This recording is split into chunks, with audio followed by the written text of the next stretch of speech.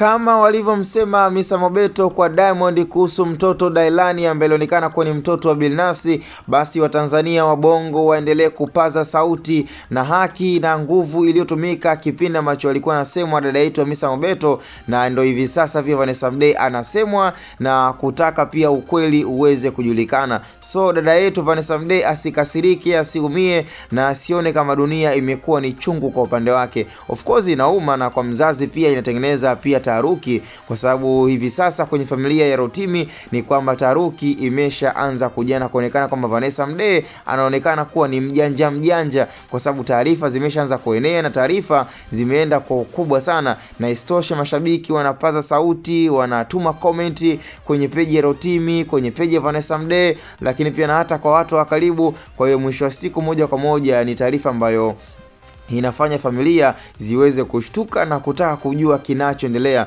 So kilichobakia na kinachotakiwa kufanya kama kilichotokea kwa dada yetu Hamisa Mobeto ni kufanya DNA test. Yani hili ndio litakuwa suluhisho la mwisho, kwa sababu ukimtazama mtoto, ukimwangalia kwa makini, yani chukua tu hiyo sura ya Jux na sura ya huyo mtoto, kuanzia macho, masikio na kichwa moja kwa moja, alafu niambie, je, kichwa hicho ni cha Vanessa Mdee, kichwa hicho ni cha Rotimi, kichwa hicho ni cha Jux?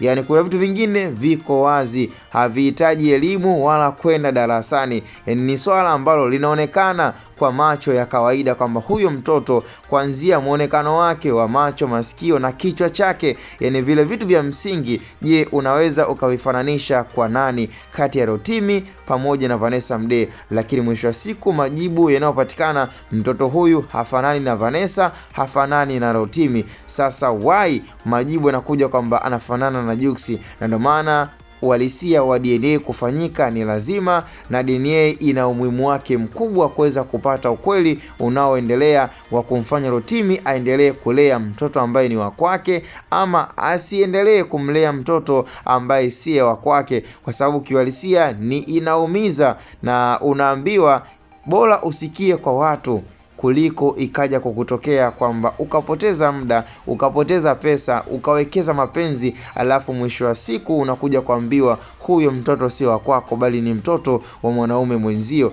Ni jambo ambalo linaumiza sana, na hii inaweza pia ikamfanya Vanessa Mdee pia na mwenyewe imtoe kwenye system, kwa sababu ninaamini ameamua kutulia, ameamua kuishi kwenye maisha yake hata kama hajaolewa, na mwisho wa siku ex wake of course amepiga hatua, ameoa. So kisaikolojia na kiakili inaweza ikawa inamchukua taratibu, kwa sababu anaamini kwamba Rotimi akijua ukweli akaja akaachana naye inakuaje. Mambo ni mengi sana ambayo inaweza yakaonekana na kufanya pia hata hatua zingine ziweze kufanyika. So mwisho wa siku unajikuta mtu anawaza na anaweza akafanya maamuzi ambayo sio mazuri, lakini ukweli ni kwamba na kinachojulikana, DNA test kwa hivi sasa inabidi ifanyike na procedure zote zifuatwe, na hata pia watu watakosimamia DNA, kwa sababu issue sio kufanya DNA lakini wasimamizi wa DNA, kwa sababu mtu ana uwezo wa kumuonga daktari na majibu yakawa ndivyo sivyo. So pia DNA yenyewe inabidi isimamiwe